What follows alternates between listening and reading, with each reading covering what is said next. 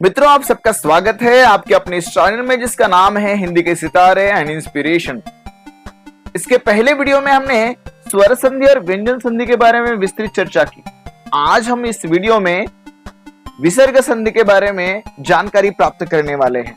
इस वीडियो को अंत तक देखिए और विसर्ग संधि को पूर्ण रूप से समझिए। यदि अभी तक आपने इस चैनल को सब्सक्राइब नहीं किया हो तो नीचे दिए गए सब्सक्राइब बटन पर क्लिक कीजिए और इस चैनल को सब्सक्राइब कीजिए और आगे आने वाली वीडियोस की जानकारी प्राप्त करने के लिए बेल आइकन पर क्लिक करना मत भूलिएगा।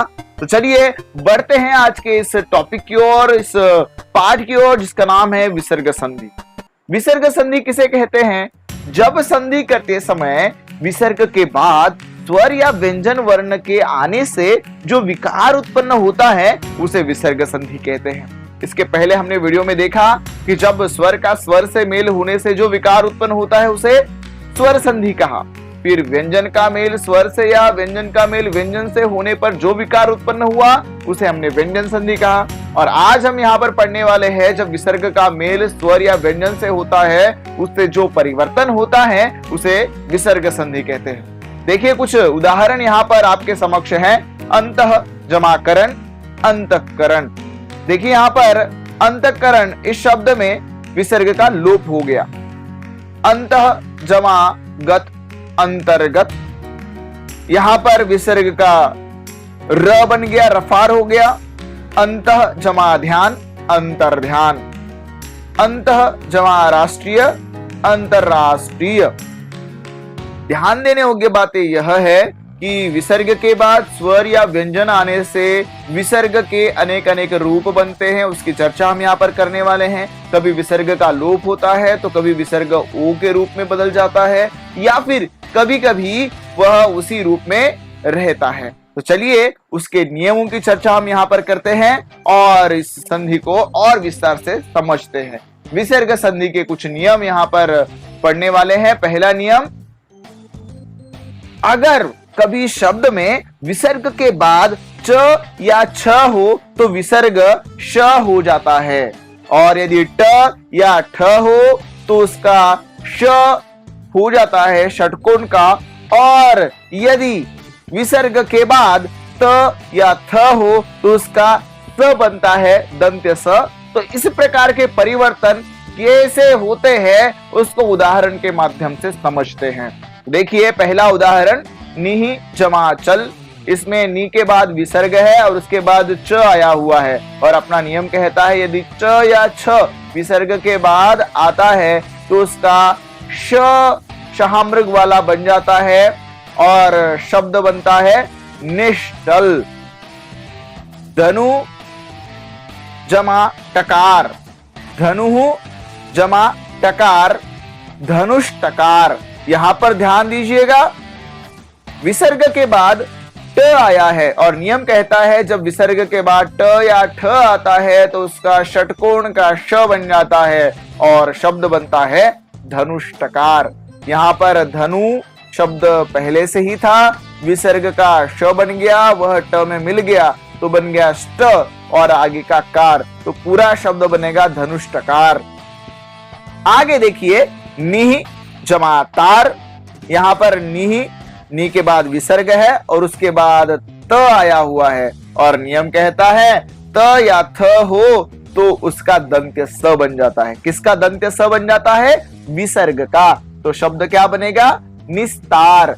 निहि जमा तार, विसर्ग का हुआ स हलंत, वह त में मिल गया और शब्द बना निस्तार।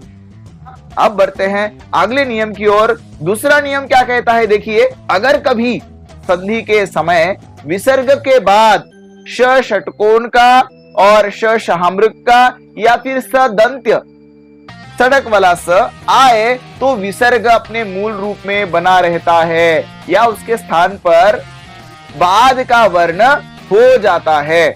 जैसे उदाहरणों के माध्यम से समझते हैं। निहि जमा संदेह, निस्संदेह।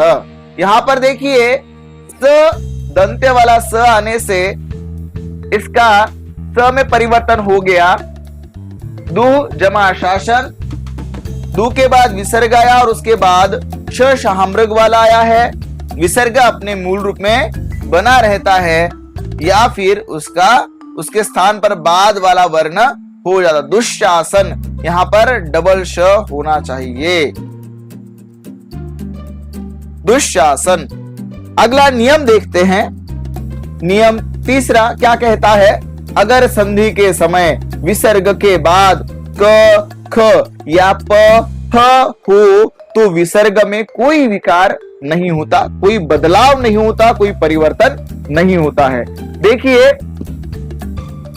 उदाहरण के माध्यम से समझते हैं। जैसे पयः जमा पान। नियम कहता है यदि विसर्ग के बाद क या ख या फिर प या फ हो तो विसर्ग में कोई बदलाव नहीं होगा। पयः जमा पान शब्द बनेगा पयः पान।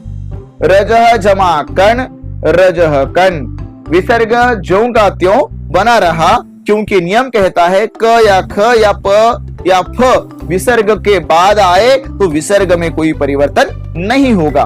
अगला नियम चौथा कहता है कि अगर संधि के समय विसर्ग से पहले अ हो, देखिए पहली जो शर्त है वह है विसर्ग से पहले अ हो और बाद में घोष व्यंजन या ह हो तो विसर्ग ओ में बदल जाता है। देखिए उदाहरण के माध्यम से बहुत सरलता से समझ में आ जाएगा। मनः जमा भाव, मनोभाव। यहाँ पर विसर्ग के पहले अ है और उसके बाद भ, यह घोष व्यंजन है, इसलिए शब्द बना मनोभाव। विसर्ग का यहाँ पर परिवर्तन ओ में हो गया और वह शब्द में मिलने के बाद शब्द बना मनोभाव। अगला उदाहरण यशः जमा दा, यशोदा। यहाँ पर देखिए द यह घोष वर्ण विसर्ग के बाद आया है, विसर्ग के पहले अ है जैसे कि नियम में बताया हुआ है और इस कारण से इस विसर्ग का वो हो जाता है और वह श में मिलने से शब्द बनता है यशोदा। आशा करता हूं आपको यह नियम समझ में आ रहे हैं। और अगला नियम पांचवा नियम कहता है अगर संधि के समय विसर्ग से पहले अ या आ को छोड़कर कोई अन्य स्वर हो। पहले नियम में कहा कि विसर्ग से पहले अ होना चाहिए, अब कह रहे हैं कि अ या आ से कोई अन्य स्वर होना चाहिए, वहां पर अ या आ नहीं होना चाहिए तथा बाद में कोई घोष वर्ण हो तो विसर्ग के स्थान पर र हो जाता है। देखिए बहुत ही सरलता से हम इसे समझते हैं। नी के बाद यहाँ पर देखिए विसर्ग है और विसर्ग से पहले ई है जो कि अ या आ से परे है, भिन्न है और उसके बाद गुण, यहाँ पर ग यह घोष वर्ण है, इसलिए इस विसर्ग का परिवर्तन र में हो गया, हलंत र और शब्द बना निर्गुण। अब वैसे ही दु जमा उपयोग। अब यहाँ पे दु के बाद विसर्ग है, द में ऊ की मात्रा है, ऊ के बाद विसर्ग है तो पहली जो शर्त है वह पूर्ण हुई कि अ या आ नहीं होना चाहिए। उसके बाद कहा कि घोष वर्ण हो तो यहाँ पर देखिए ऊ यहाँ पर आया हुआ है और इस कारण से इस विसर्ग को हलंत्य र हो गया। हलंत्य र मतलब जिसमें कोई स्वर नहीं हो और इस कारण से शब्द बना दुरुपयोग, क्योंकि र हलंत था उसमें ऊ मिल गया तो शब्द बना, तो वर्ण बना रू और पूरा शब्द बना दुरुपयोग। इस प्रकार हमने यह पांचवा नियम समझा। छठा नियम कहता है अगर संधि के समय विसर्ग के बाद त, श या स हो तो विसर्ग के बदले श या स हो जाता है। यहाँ पर श शाहमृग वाला और स सड़क वाला दंत्य स। कैसे? उदाहरणों के माध्यम से समझते हैं। नि जमा संतान, यहाँ पर नी के बाद विसर्ग आया हुआ है और उसके बाद स दंत्य स है तो शब्द बना निस्संतान। नि जमा तेज, निस्तेज। विसर्ग का स में परिवर्तन हुआ दंत्य स में और शब्द बना निस्तेज। दु जमा शासन, दुशासन।